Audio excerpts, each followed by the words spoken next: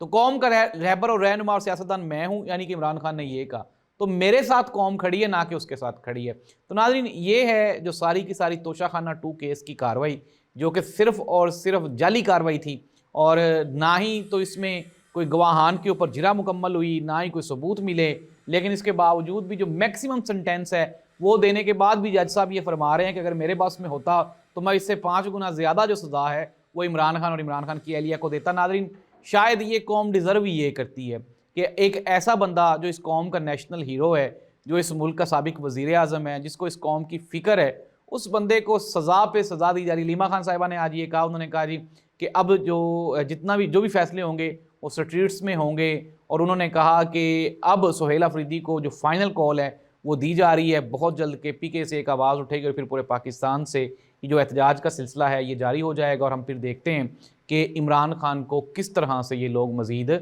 Jail में रख सकते हैं। तो नाज़रीन, ये था तोशाखाना 2 केस की मुकम्मल डिटेल जो मैंने आपके सामने रखी, और जो फैसला था ऑलरेडी लिखा हुआ था। जज साहब ने सिर्फ और सिर्फ आके तो फैसला सुनाया है, पढ़ के उन्होंने फैसला लिखा नहीं है। और जहाँ पे ये फैसले लिखे जा रहे हैं, वो फैसला लिखने की जो मशीनरी है वो आजकल मरी में बैठी हुई है, और वहाँ पे उनके सामने बैठ के तो ये सारे फैसले लिखे जाते हैं। लेकिन आप इमेजिन करें कि हर फैसले के बाद पाकिस्तान की जो स्टॉक एक्सचेंज है वो डाउन होती है, पाकिस्तान की इकॉनमी डाउन होती है,